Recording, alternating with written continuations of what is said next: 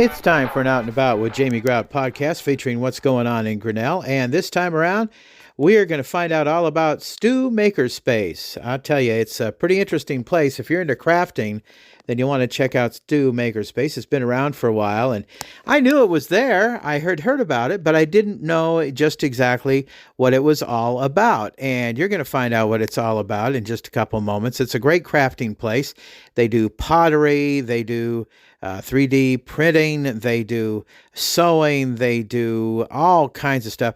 Woodworking, beading, they do a wide variety of different crafting things, and you'll find out all about it. And I want to encourage you to check out the video of the tour of Stu Makerspace that you can find on the Out and About with Jamie Grout website and also on my YouTube channel, because I got together with Craig, who is the program director for Stu Makerspace, and he gave me the tour of the place, and it's pretty interesting. You look at it from Broad Street, and you just think it's a little, Broad Street, street side little place, but it's not. It goes way back, and there's a lot of space that they use for various projects, and you can either do the crafting on your own or you can take a class. So it's a very interesting kind of place, and you want to check it out. Stu Makerspace. You want to get the audio tour that we'll have on this podcast, or you'll want to do the video tour that we'll also have, again, on outandaboutwithjamiegrout.com or also on the YouTube channel. But first, a word from our sponsors, including our presenting sponsor, Grinnell State Bank. Want to thank the Jones family for sponsoring this. They have 4 convenient locations, of course, Grinnell, and they are in their 100th year there in their Grinnell location at 814 4th Avenue. They also have locations in Johnston, Marengo, and Polk City, and I want to encourage you to check out their convenient online and mobile banking. They have all kinds of options that make banking fit into your lifestyle. If you're not a customer yet, you can get started. Open your accounts in just 15 minutes. If you're not sure what you need, check out Simply Banking and open your accounts online or in person at any of their 4 locations. They have financial advisors, loan officers, and insurance agents working under the same roof. You can get in on MasterCard debit cards, no monthly fees on those debit cards also. And you can grow your savings. They have no minimum average balances with simply checking. Dipping below your average account balance doesn't result in enormous fees. With monthly service fees as low as 50 cents per month, you can enjoy your money your way at Grinnell State Bank. Other fine sponsors include B. Nicole Salon, located right next to the Chamber of Commerce in downtown Grinnell. You can get an adult haircut or adult haircut with a master stylist, or a children's haircut at B. Nicole Salon. And also stop into St. Rest's Coffee House. It's hard to say what you'll notice first at St. Rest. When you open St. Rest's front door, children to seniors clustered around wooden tables, feet propped up on coffee tables with legs bridging the gap to couches and armchairs, a bulletin board overflowing with notices of upcoming events, the sound of coffee being ground, espresso tamped, and steam rushing that drowns out the slow drip of the percolator. Lively conversation bouncing off the white tin ceiling there at Saint's Rest. Try their monster cookies, too. They're absolutely delicious at St. Rest's Coffee House on Broad Street, downtown Grinnell. It's time for another Out and About with Jamie Grout podcast, and this time we are focusing on Grinnell and Stu Makerspace. And with me is Craig Gibbons, who is with the Grinnell Area Arts Council, and I believe his title is Program Manager? That is correct. Okay, Craig. And you know what?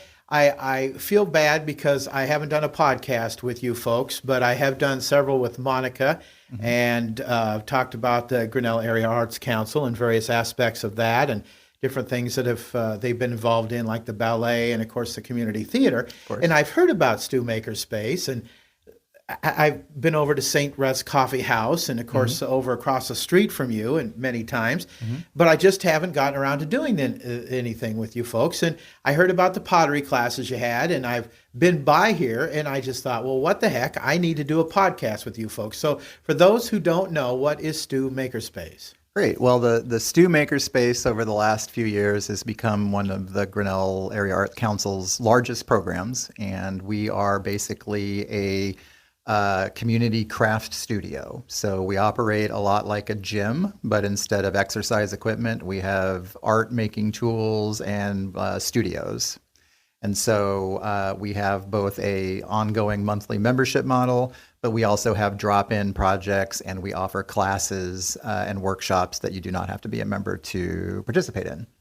And I want to encourage people to check out the video because that's going to be available on Out and About with JamieGrout.com and also on my YouTube channel because Craig gave me a tour of the place. And if you look at it from the front, you have no idea how big this place is because it started out, as well, half the building that you would think it is, but then the Grinnell Community School District had the other half of the building, and now it's been annexed, and so it's double the size it originally was, correct? Yeah, I mean, I wouldn't use annex. I don't. We didn't hostily take them over. On. Yes, exactly. Added on, exactly. maybe, I guess. Yes. I don't know what the proper wording is, but it's more than what it was before. Absolutely. So if you just walk by and you look in, it just seems like, oh, it's a nice little studio and a small room, but we extend through half the length of the block. So we go from the Broad Street all the way to the alley, and it's a very deep building, and so there are a lot of studios that you cannot see from the street. So we have a woodworking studio, a pottery studio, a textile studio. We do technology, 3D printing, laser engraving, and then just a lot of support for handcrafts and general art supplies as well. So we're a really fun space with a multidisciplinary approach to crafting. So do people just walk in off the street and do these things themselves, or are there classes? A little of both. So most people, we always or almost always have classes. Every month we have some classes out of this building, and a lot of them are pottery and ceramics oriented, but we do also offer woodworking classes, textile sewing classes, all sorts of things to get people started. But we also, when we are open, and we are open 5 days a week, Tuesday through Saturday, closed Sunday, Monday. When we are open, we have staff present who can help and guide people. So if you need a little assistance in getting some ideas, we're here to do that. And we have a basic drop-in rate of $10 for 2 hours. That doesn't let you do anything. You can't just pay me $10 and then get free access to a table saw, for example. But for the safer stuff that doesn't involve dangerous equipment, you can come in $10 and, make a beaded necklace or, make a custom greeting card. We have paper supplies, we have hot glue, we have colored pencils, you name it. So there's a lot of various things, guided projects we can do with you dropping in. But if you also go to our calendar, which is available at grinnellarts.org, the Stew calendar will show you months in advance all of the various classes we have, which again are free, or not free. They're available to anyone to sign up for, whether you're a member or not. People who are members get a discount on registering for classes. So you have supplies here already then? Yes. So it depends on the studio. So for example, in pottery, ceramics, there is no really local source for clay, so we ship in clay twice a year and then we sell it here. So if you're going to become a potter, you can buy the clay here. We have glazes available here, and that's all part of the studio orientation and gearing up to become a member of that studio. For the woodworking studio, there are lumber yards in town. People can buy lumber very easily. We do stock scrap pieces. Often when people do projects here, they leave their offcuts and stuff. So we have a small supply of lumber, but we can't obviously guarantee that we would have any lumber a person might need. For textiles, we get a lot of donated supplies for sewing. So when it comes to things like thread and needles and stuff, we freely give those away. If you're looking for a specific type of cloth, you would probably have to bring it, but we do have a lot of offcuts and scrap fabrics as well. So if people want to buy some of the stuff that's been made, can they do that? And to a limited degree. We are in the next 6 months hoping to open up a small storefront as well, so people can just drop in and buy things that artists here have made. But we're not quite to that point yet. So right now there isn't anything for sale just as a drop-in, but that should be coming soon. You work with the college quite a bit, don't you? We are very generously supported by the college. So Grinnell College is, gives a very generous gift to us that supports a large portion of our budget. They also provide student workers. So we have a team of about 15 current Grinnell College students who work here as staff. The college pays them. So, the Arts Council is a nonprofit. We don't have a lot of resources. So that's the main reason we're able to have open hours as much as we can and have individual support in every studio. That's fantastic. Now, as you were giving me the tour, I was curious about the name, Stu Makerspace. Yes. Where did that come from anyway? Well, the boring answer is that it was the library, the old Stewart Library in Grinnell, which was the library for over 100 years, is where the Arts Council is now headquartered. And the Arts Council was looking for ways to preserve the Stewart name. And so the Stu is just an abbreviation of Mr. Stewart, who very generously built the library back in, I think, 1910, maybe. It's been quite a while. Long time ago. And so, but it's also a great, it's a great metaphor because stew, is a dish that often has a lot of very disparate ingredients that come together and blend together to make a delicious And that's dish. the more exciting answer. Yes, that is the more exciting answer. So, and that's why every year we do an event called Stew Fest, where we actually invite local chefs to cook stews. This year's Stew Fest had 17 different chefs with 17 different stews that people were able to try, and that's all as a fundraiser for our event. So, When you were showing me around to the added space here, you have some rooms in the back that you hope to add on to and do some different things. Maybe you could tell us about the future of this place. Yeah, so because as you mentioned, the school district, the Grinnell-Newburgh School District is moving out to the Arns Foundation land, and so we were able to rent the space right next door to us, which doubled our footprint. We're still in the process of moving into that, so when you see the video, nothing is set in stone yet. We're still moving things around, but one of the big exciting things is by summer of 26, we should have a multi-purpose classroom space available, about 700 square feet, that will be rentable for craft activities for groups. So one of our big stumbling points has been we can't easily do large groups without shutting down access to the building for the people who are paying for daily access. So we needed some extra space to be able to do larger groups and classes. We'll also use some of this space to have some more focused studio spaces for things like, say, jewelry making, where you need some specialized stuff, but it doesn't blend well with our existing spaces. So we'll be able to offer some more craft activities and support for instruction in those areas. Any idea where the idea for this place came from? Because this is kind of unique to this community. Yeah, actually, so it started, it's kind of a, you got your chocolate in my peanut butter, you got your peanut butter in my chocolate situation. So it's like a Reese's peanut butter. Yeah, I didn't know if I could say the brand. Yeah, so basically the Arts Council noticed back in 2017 that this property right across the street here on Broad Street, we're right across from the old library and the post office, wasn't being used. And so we started renting it. The space needed a lot of work, and the original intent, and I didn't work here at that point, but the intent then was that the space could be used as rentable artist space so that artists could just have some studio space if they didn't have it. And of course, in rural Iowa, space is usually not the issue. So there really wasn't a lot of demand for rentable space.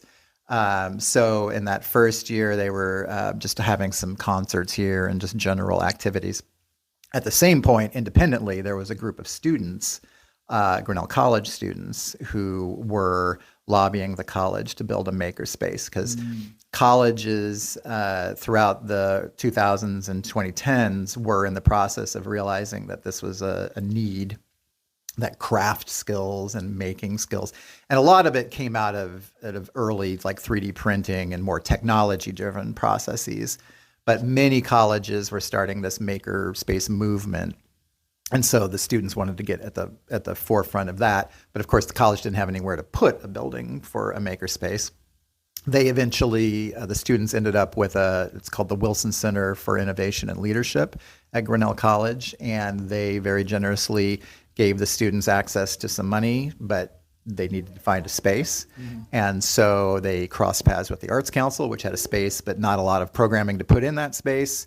And so over the course of 2018 and early 2019, they started with a model of, there was a sort of a student group and then a community group. And then of course, COVID happened. That shut everything down. Over the COVID pandemic years, everything got retooled into just one collaborative program. So when the COVID restrictions were lifted, we opened in basically summer of 21 and have been operating ever since. So it'll be our 5-year anniversary this summer. Oh, great.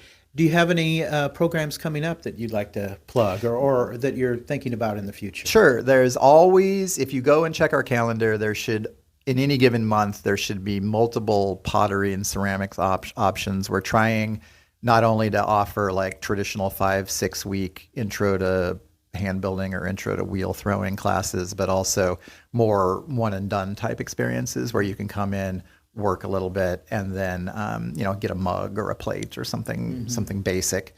And we're also always looking for instructors. So if you have skills, especially in woodworking, fiber arts, metalworking, even we have some limited metalworking tools, or if there's areas that you're very knowledgeable in that you think we should have that we don't, we would love, we do pay our instructors. Obviously, it's rural Iowa. The rates aren't great, but we do the best we can. And it is a nonprofit organization. We are a nonprofit. So, let me just say, I used to run a nonprofit, so there's not a lot of money in nonprofit, but you've got to do it for the joy of being able to do it. Right, and I will say, a similar service. These maker spaces are cropping up all across the country, and most major cities have one, if not 3 or 5 at this point.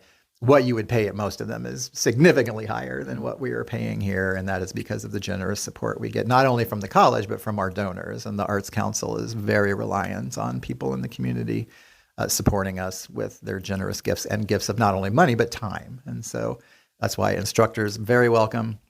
But we have a wide variety of classes and activities going on here. We just had a clothing repair workshop last week, and that's something we hope to be able to do monthly. So people can bring in their ripped and damaged clothing items and things they want to repurpose. So just any way we can engage with people. We're also just a fun place to hang out. Some people come in and pay the membership just to have a nice, well-lit, large table space where they can spread their projects out on and work for a few hours and not just be holed up in their house again. So Sure. Now, if people want to find that calendar, how can they do that? Is it online? Yep, you can go to our the Grinnell Area Arts Council website, which is grinnellarts.org, and there's a whole section on our webpage for the Stew Makerspace. You could also just search for Stew Makerspace and you'd find like Google it. Just Google it exactly. Okay. But yeah, it's all right there online. You can also feel free to stop in. We have links to our calendar posted throughout, and we'd also be happy to talk to people as well. And as we mentioned, it is a nonprofit organization, but I'm assuming then that if people want to make a donation to the Grinnell Area Arts Council, can they designate it specifically to Stew Makerspace? You can. I mean, we're not so large that a donation to the Arts Council helps all of our programs, and so we're very needful of support across the board. But yeah, you could absolutely indicate that during the gift. Anything else you want to add about this place where people can do crafting and have some fun, be creative? Yeah, I'll just say we are, as a community, we are very lucky. Like, we are, without a doubt, the best equipped. Well, I don't want to. As far as I know, we are the best equipped certainly pottery studio within 40, 60 miles. So if you don't want to drive more than an hour from like the Grinnell Newton area, we're the best bet for a lot of different activities. And I know I don't like driving more than 30 minutes to do something. So just having something here in our backyard is incredibly valuable. You bet. Not just to us personally, but to the community, and as a value to make us a more attractive place for people to live and for businesses to relocate to. So it's a huge win for the community that we have all of this support for artistic and creative activities. We also have a lot of, entrepreneurial people that come through here. They're looking to prototype items. They're looking to see, can I make something that other people would buy? We've got, jewelry artisans, potters, obviously, woodworkers.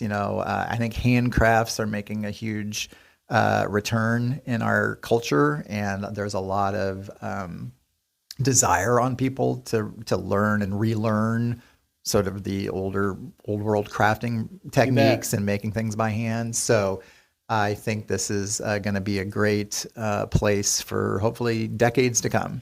And I know you don't do that here, but I'm going to put in a plug for something. And I know I'm digressing a little bit, but I did a podcast here a couple of months ago for a couple that does glass blowing in Newton. Oh, sure. And it's a Fuego hot glass. And actually, they work out of an alley next to Advantage Credit Union in Newton. And it's quite an art. It really is. Oh, and absolutely. they make bowls and stuff. And they were kind of down because their furnace was down, but they got it fixed and they're going again, and they're giving classes in Newton on that. And you can find that. They did a 30-minute video showing us how to do that. And you can find that on outandaboutwithjamiegrout.com and on my YouTube channel. But in fact, my brother-in-law for his birthday took a class in glass blowing. Oh, wonderful. So you're right about how people want to learn how to do some of these creative things, and it is coming back, and it's great for mental health too. Absolutely, and community, fellowship. My impulse is always to work alone. That's how I was raised. I grew up on a farm. I'm used to just doing things myself. But it's actually not terrible to work alongside other people, even if you're doing different tasks and getting that, hey, I like what you're doing over there. Sure. Can you show me? Right. And so it's, don't discount the social aspect as well. And it's a great place to meet people you wouldn't normally interact with. We're not, what we're doing here for most people, it's not their job. It's not their school. This is what they're now calling a third space. It's a space where you're not here to get paid. You're not here because you have to be. You're here because you want to be. It's fun. And like you said, it's a great mental health activity to make and sort of, get back in touch with creation and bringing things into the world. And before we let you go, what are your hours here?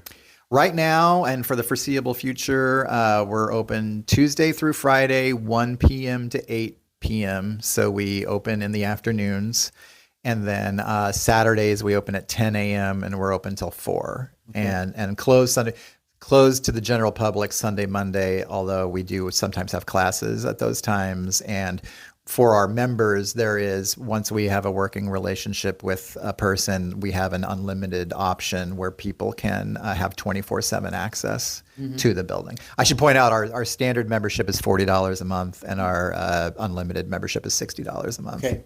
And there are discounts for doing multi-months or in advance. Okay, great. Well, Craig, thank you for taking the time to talk to us. Absolutely. And again, we want you to check out the video for this because Craig is going to give us a tour.